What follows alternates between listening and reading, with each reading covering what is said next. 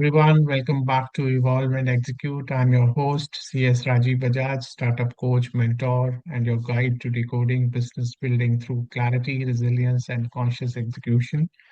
Today, our topic is very interesting: waste management and sustainability, the business of a better tomorrow. So today's conversation is one which is going to touch not just on business, but our planet and future generations.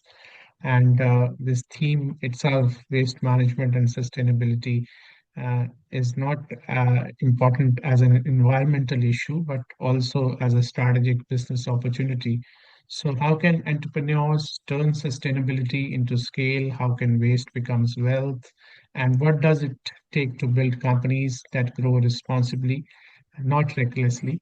To help us navigate this vital conversation, we have with us Mr. Guna Ranjan, an environmental innovator, investor, and director who is deeply passionate about building scalable and sustainable businesses.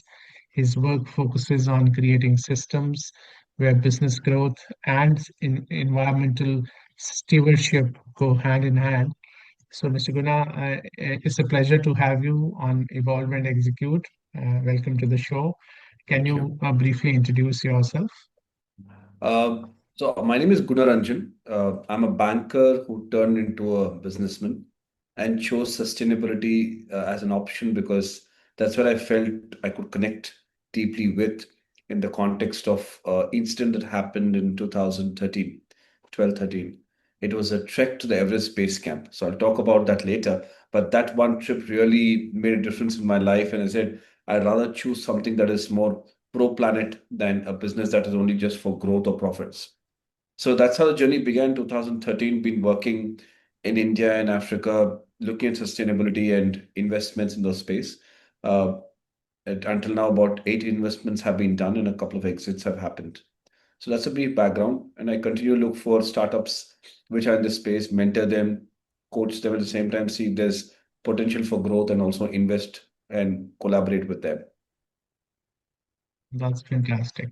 So let's begin at the root. In your view, what does sustainability really mean in the language of business beyond just recycling and reducing waste? So can you just The talk about simple that? one line, Rajiv ji, sustainability is longevity with responsibility, right? Uh, but at the same time, there are very cliched gold standard definitions about sustainability, which means that meeting the needs of the present without compromising the ability for the future generations to meet their needs. Now, the question is, this definition is given at the level of a forum called the United Nations World Conference. It's a Commission on Environment and Sustainability and Development. Nevertheless, needs is a word that again is can be used and reused in different ways. But we're all working in the space of wants than needs. So that way, sustainability means that your ability to think long with a responsibility towards how to reuse, reduce, and recycle. That's fantastic. So you often say sustainability must be built into the business model, not bolted on later. Can you explain what that looks like in practice? That's an excellent question. In fact, primarily built-in sustainability is a mindset, right? Where environmental and social value is created and it's embedded from the very start. Okay, so it also goes hand in hand making money. Of course, every business is there.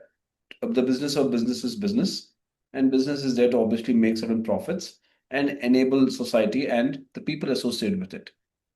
Yeah. So, given the scenario, if there's ability to embed environmental social value created right from the beginning, and therefore be able to look at it as a continuous flow instead of as an afterthought or maybe a CSR project. So, in a way, to keep it simple in one sentence, the more the business grows, the more good it does. That's what it is. So, sustainability is a business logic in itself. It's built into it. Yeah. So that's what it is. So keep it more and more simple, more and more simple. I mean, it depends, profitability depends on creating circular, regenerative, or and having low impact outcomes. Lovely. So you will agree with me. Waste is often seen as a problem, but you talk about it as a resource. How can entrepreneurs shift their mindset to see opportunities where others see garbage or waste only? Primarily, waste is an association that happens quite occasionally or rarely to entrepreneurs. Because in terms of the mindset of which entrepreneur comes to business is to create something of value and therefore create wealth out of it. Whereas doing this in the context of waste management sustainability is less interesting, or I would use the word less sexy compared to other sectors. So that way, very few people get attracted to waste or sustainability. Two, all those entrepreneurs whom I've met, about at least 120, 130 of them in my journey, whoever has got associated with waste are somebody who are like completely into it. They're not people who cannot detach themselves or kind of think of anything else out of waste.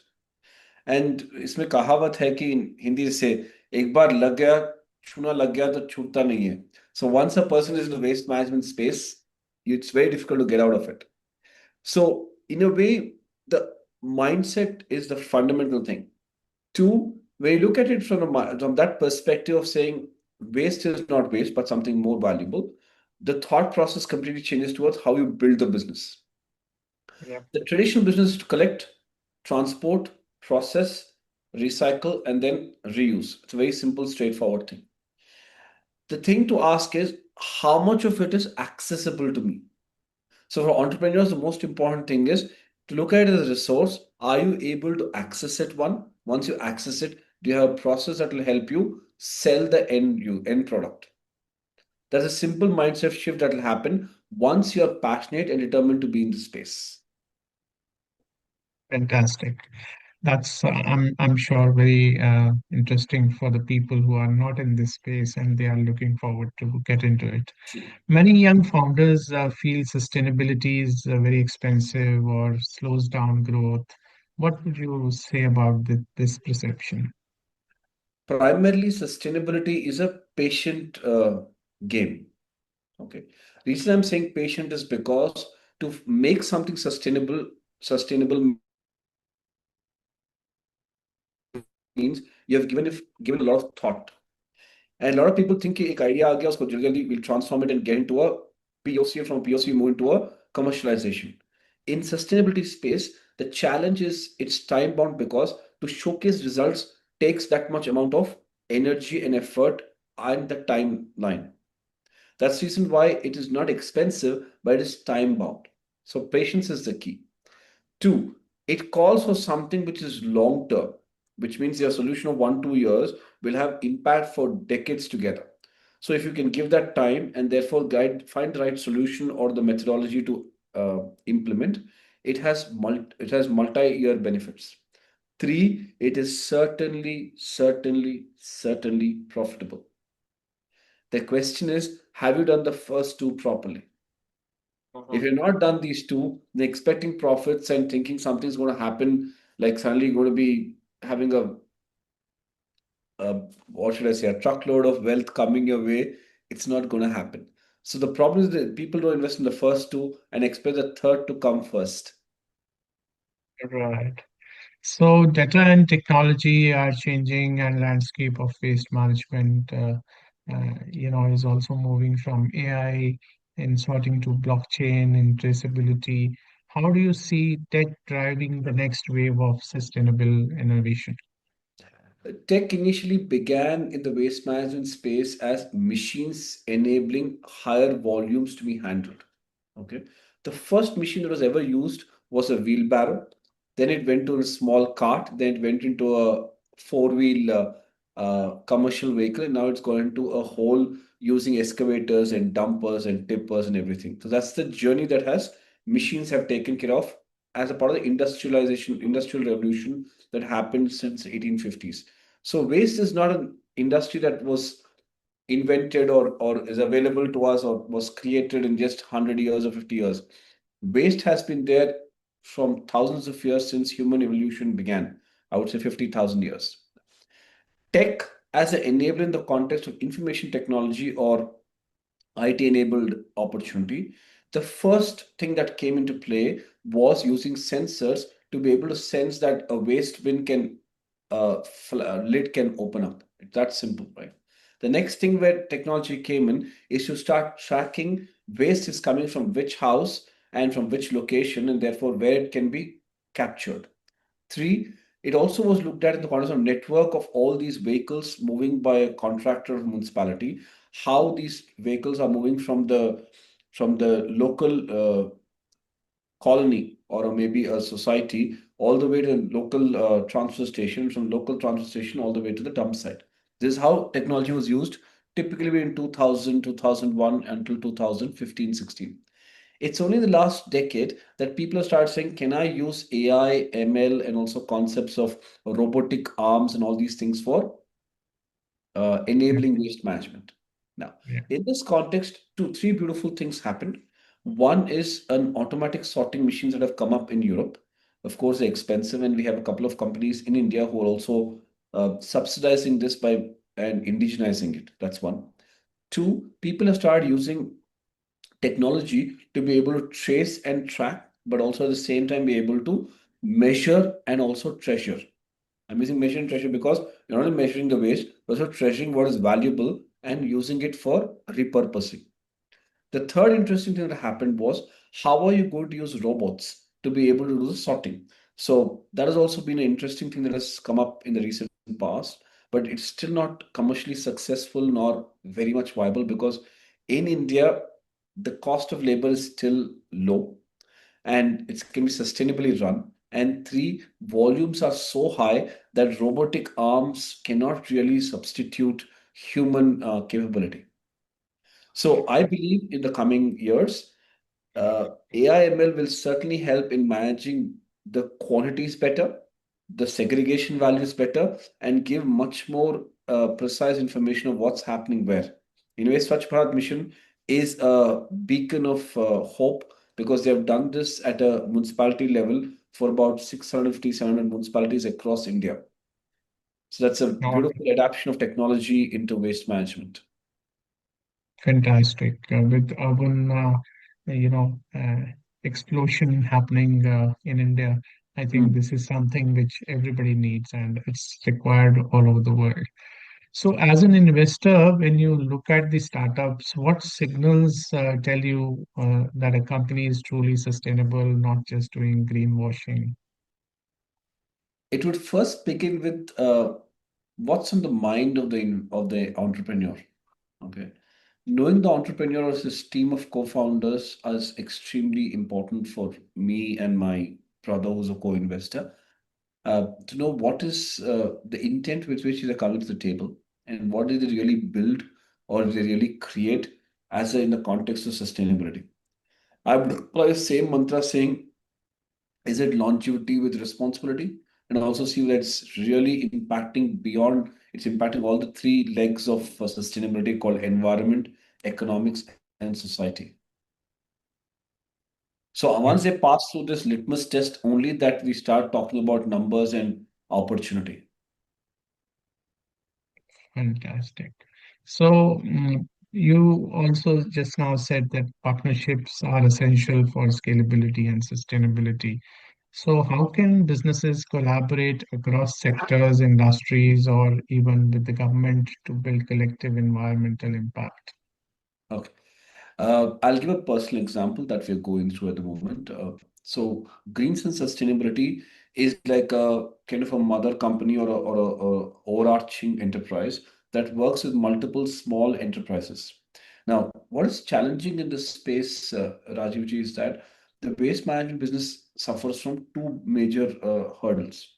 One is initial capital investment, and two, sustained working capital to until the time they become profitable and are going in the direction of keeping the Yeah, profitability in place. correct. Three, the bigger challenge is for them to have sources for raw material at times, or maybe places where the endpoints of their products can be sold. So there are three major challenges where people know, okay, I collect my waste, I segregate it, I process it, but I don't know how much to sell, how much volume I can sell. So to answer your question, without partnerships, this business is not possible. first. Two, collaboration happens not just with waste pickers, it also happens with the waste picker colonies where the segregation happens. It also happens at a processing unit where we have people who do the proper segregation based on type of waste, and then also people who actually do shredding and also people who do recycling. So here are listed companies at the other end, and here are waste pickers who are in a small nookered in a city. So Yeah, here are thousands of waste pickers, and here are three, four companies across India who do this. So you can understand that without collaboration, without partnerships, without localizing this, it is not going to be possible. right. Agreed. So, behavioral change is often the hardest part. How can entrepreneurs inspire teams, consumers, and communities to adopt to the sustainable habits?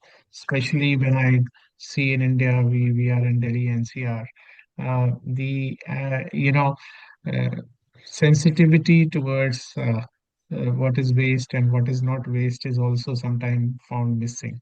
So, how do you look at it? Primarily, the behavioral change aspect is the core mission of any waste management entrepreneur. And for that mission to be accomplished, primarily, I must be a culture carrier of this mission. I must be walking the talk. I must be the role model for that change to happen. And order to inspire this behavior in employees, you call it suppliers, stakeholders. The bigger thing is I need to simplify my messaging and make sustainability choices as a default and showcase it to them. If I'm choosing an electric vehicle over a regular vehicle, I'm able to put that to them in a forum or maybe when we have our town halls.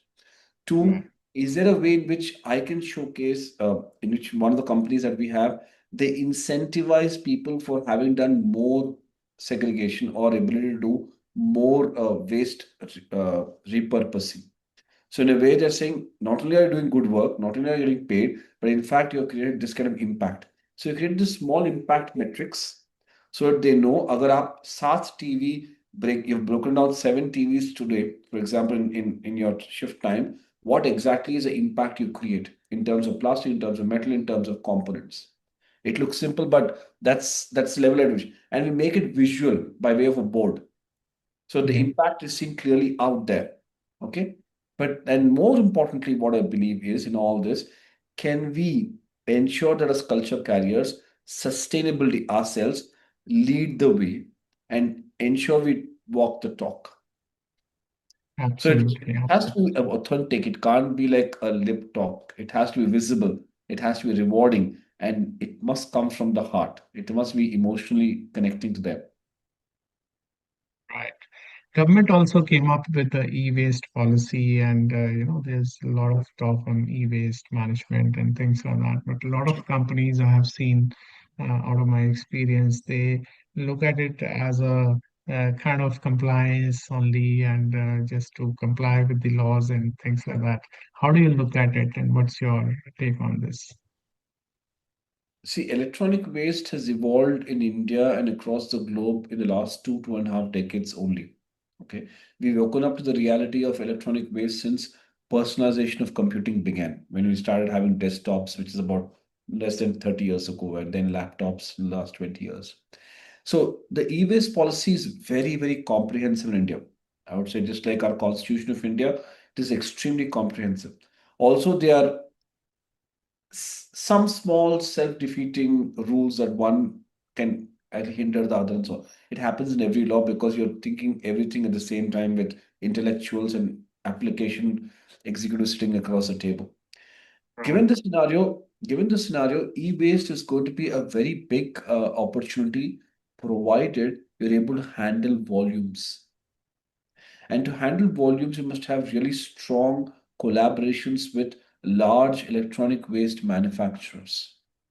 Not Right. everybody gets access to like a Samsung or LG or companies like or maybe Huawei or Hyundai. People who all use electronics, it's not easy to get access to them. So to answer your question in a brief way, this industry is going to go through a huge tectonic shift with policy being supported, which is really nice. But at the same time, is there access to that volumes of waste with large scale investments? I'm talking about nothing less than $4 to $5 million and upwards. So not everybody can enter because there are entry barriers to this business. Yeah. I've seen world's largest e-waste plant way back in year 2000 in Japan. Mhm. So, where robotic arms and all those big components were there. So, of course, it's a very, very capital intensive industry. I know that. So, can you share an example or a story where sustainable thinking led to a major business breakthrough or a turnaround? I will take you to a very different sector altogether instead of talking about waste because sustainability is something that's integrated or integral to Indian societal living. Okay?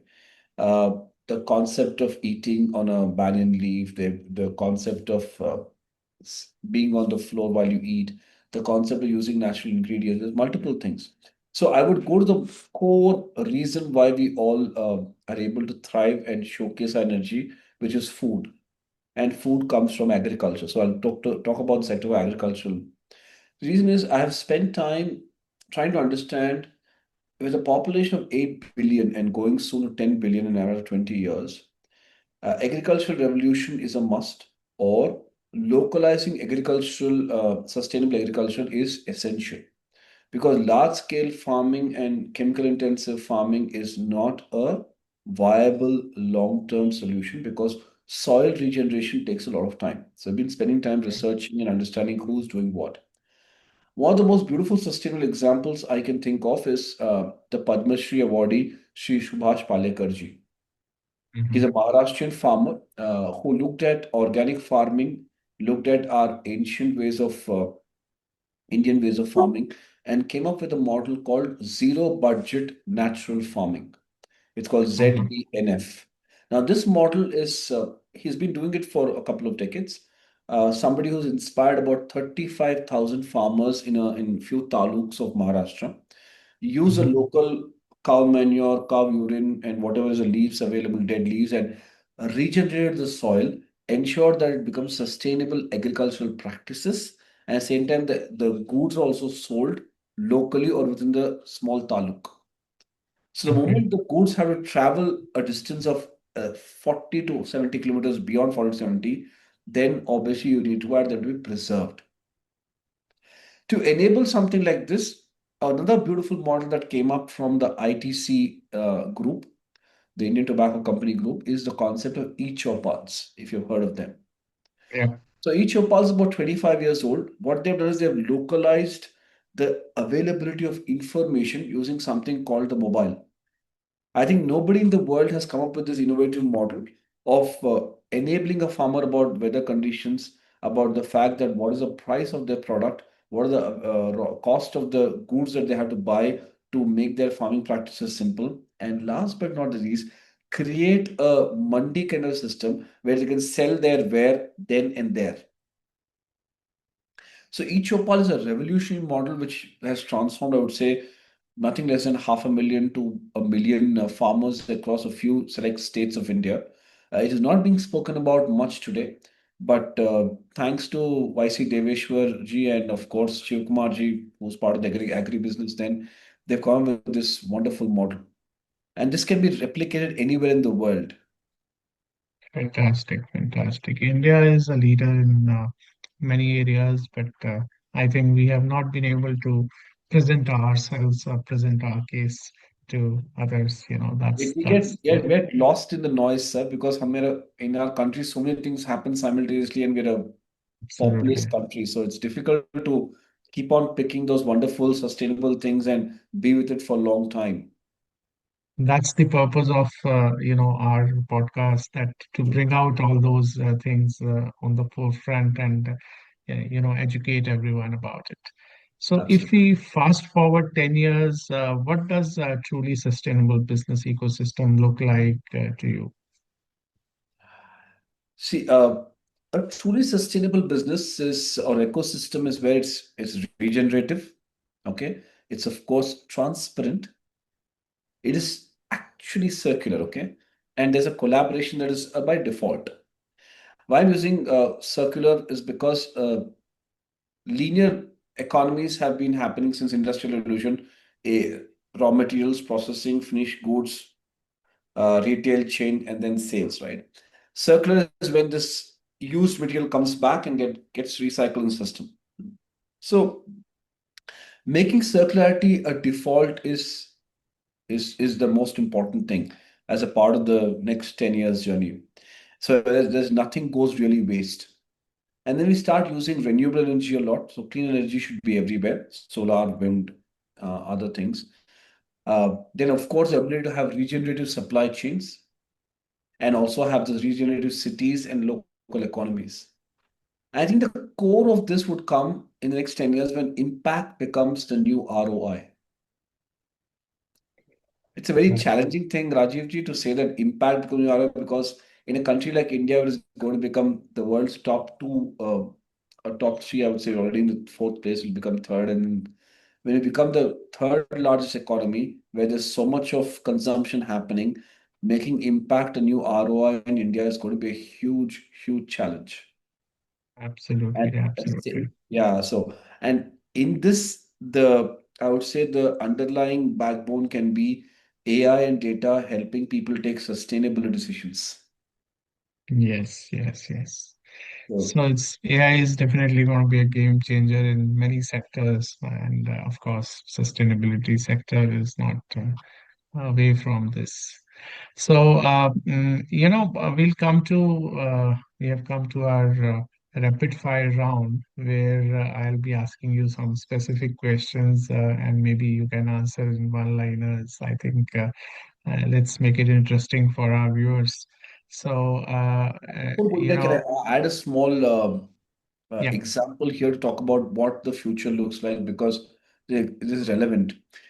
yeah, As long as you make consumers as co-creators in the waste management sustainability space, it is not going to be easy to look at that future where we are truly sustainable or we're looking at a circular economy.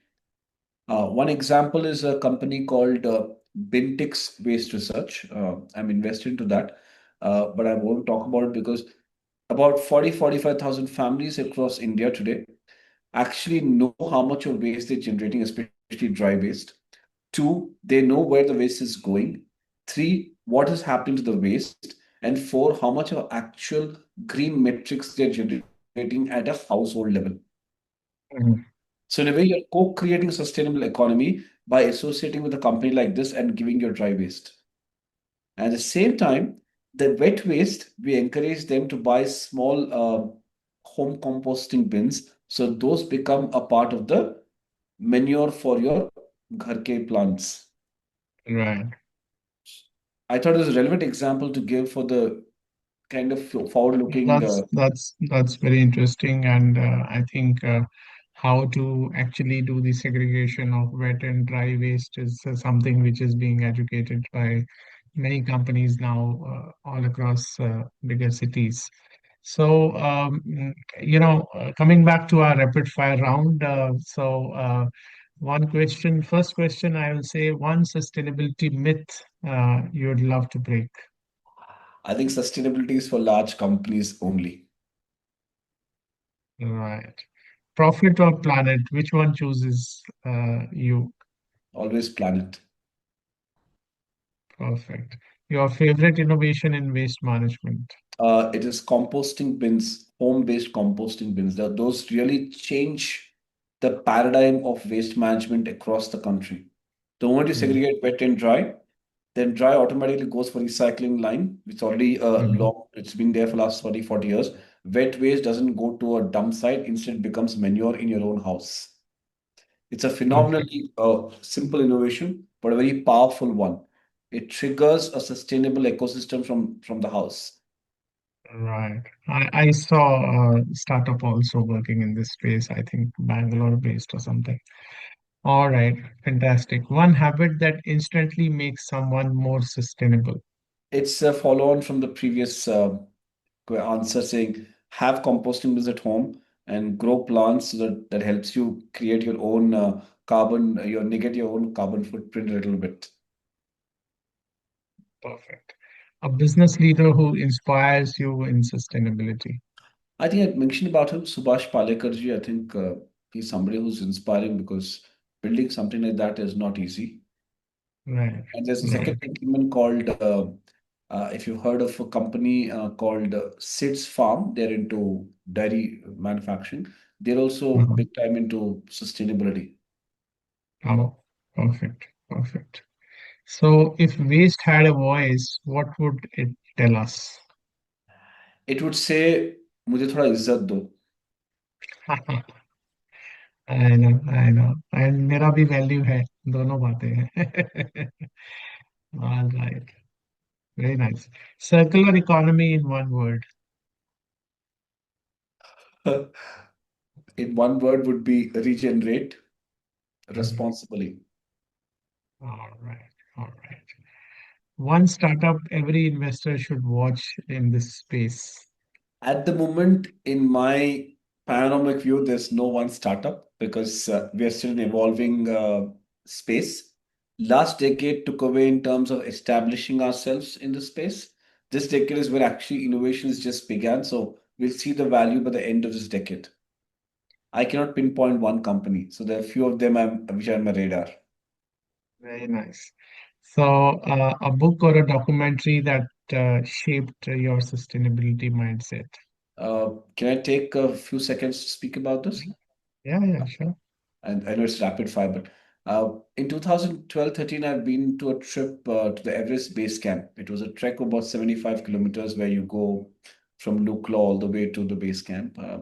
This whole trip, about 75 kilometers, was strewn with plastic and metal and glass and everything, where mountaineers and their retinue just throw things as they move up the Mhm, altitude. It was very disturbing because once you reach the Everest Base Camp, I saw these large green bags. These bags were, मैं पूछा, what is this? They said this is the waste coming from the uh, summit. I said, uh-huh, how come there's so much of waste? Sir, this is nothing. We just brought down 6 tons of waste because the 60th year of hike of Tenzing Norgay and Edmund Hillary, who climbed in 1953. There's about 95 tons of waste on the summit. It's the world's highest dump site. I oh, said that this was very disturbing for me for the next few days. I was climbing down that trek, and once I came back to Hyderabad, and that's where the story began that I should do something in this space, and then the first investment happened in a few months from there. okay. Very nice. Thanks. Very inspiring story for others to follow. So, your message to every young entrepreneur listening today. I think patience and resilience, because besides having passion. Fantastic, fantastic. So, Guna, thank you for bringing such clarity and conviction into our conversation. What I'm taking away today is that sustainability isn't a moral choice, it's a strategic one. Absolutely. And when businesses align profit with purpose, they don't just survive, they lead the future. And to all our listeners, every decision from product design to packaging to partnership shapes the footprint you leave behind. Build with awareness, grow with intention. And there's a lot happening in this space. So watch out and do actually think sustainability as a habit, not as something which is being imposed upon you. So, any last word of advice or anything you want to share with our viewers? I would say be sustainable from within and without it, or it'll happen naturally. It's about giving that little bit of thought that nature has given us so much in Yeah, multiple ways, and why not just give our bit to it on a daily basis? fantastic. I'm sure this is going to be a very inspiring conversation, and most of our viewers will definitely appreciate and will come back to us with more such questions. So, Guna, we'll be in touch with you to collaborate on this very important aspect where we can actually do something for our planet. So until next time, keep evolving, keep executing, and keep building a cleaner, conscious world. This is CS Rajiv Bajaj signing off from Evolve and Execute. Thank you so much, Guna, for joining us today. Thank you. Thank you.